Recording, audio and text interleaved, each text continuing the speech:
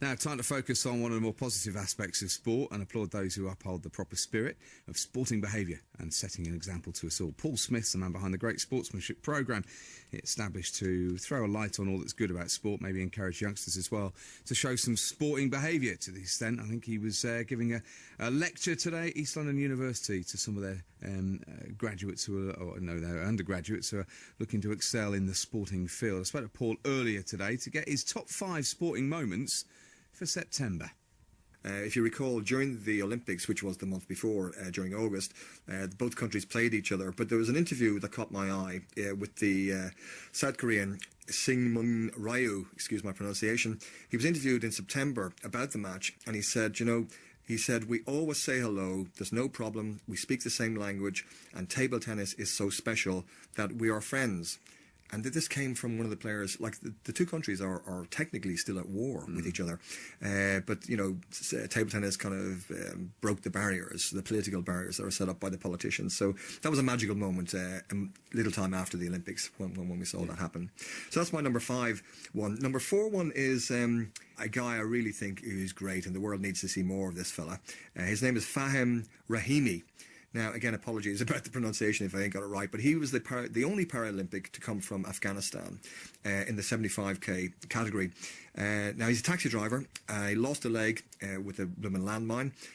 He has no coach, no financial support whatsoever, and he was the only, as I say, the only Paralympian to come from Afghanistan.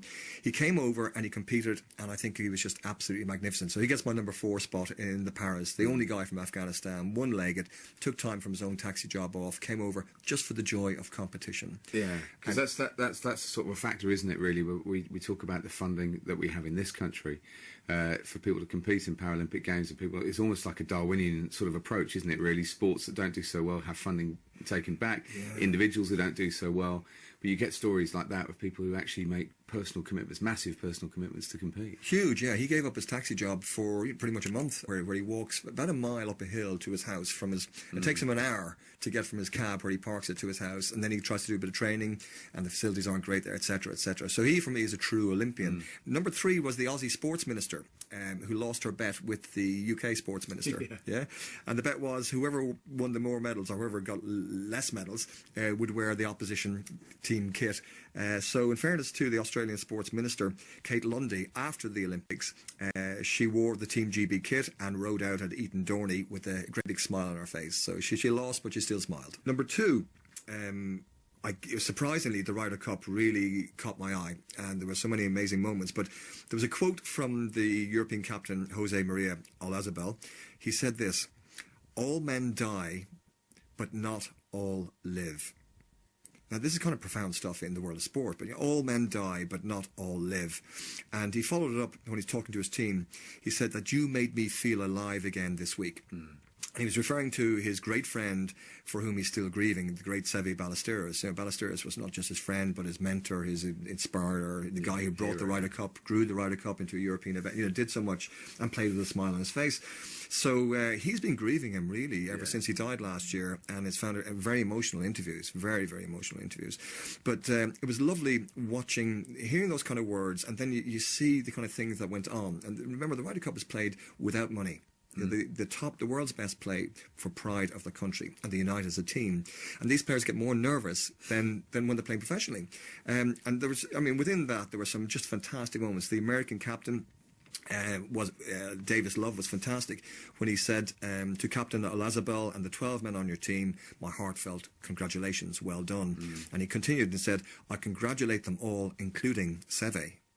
How often does that happen when an opposition captain compliments a dead opposition player? It was absolutely extraordinary. But there were some great little moments where if you watch closely, you saw them. For me, the magical moments were, there was a huge putt by, Phil Mickelson was playing against Justin Rose. And on the 16th, Rose hit a monster putt. And the camera just caught Phil Mickelson. And he put his thumb up and gave him a big smile. I thought, wow, that's pretty cool. And then about the same time, Ian Poulter, who played magnificently, was on the 16th. And these are the final stages of a tight game. And it could go either way at this stage. Poulter hit an amazing recovery shot on the 16th. And he was around the corner from his opposition, Webb Simpson. But he immediately immediately ran up the bank and pleaded with the crowd to stay quiet so the American could take a shot. So there's a lot of magnificent moments of sportsmanship. But for me, the crowning moment was the quote, "All men die, but not all live," by Seve.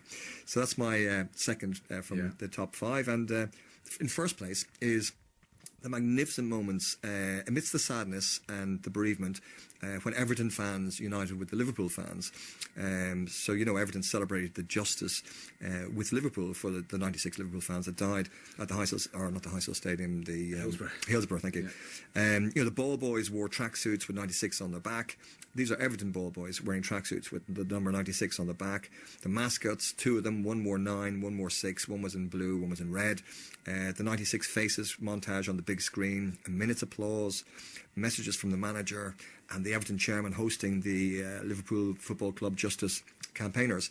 So overall, they may be opposition, Everton and Liverpool, but they unite and celebrate. And I thought it was a magnificent piece of sportsmanship, that generosity of spirit, really. Yeah, there was a lot of generosity of spirit from all football fans in regards to the findings of the Hillsborough panel, and it's a serious subject, but what Everton fans did as well with Liverpool fans was absolutely magnificent.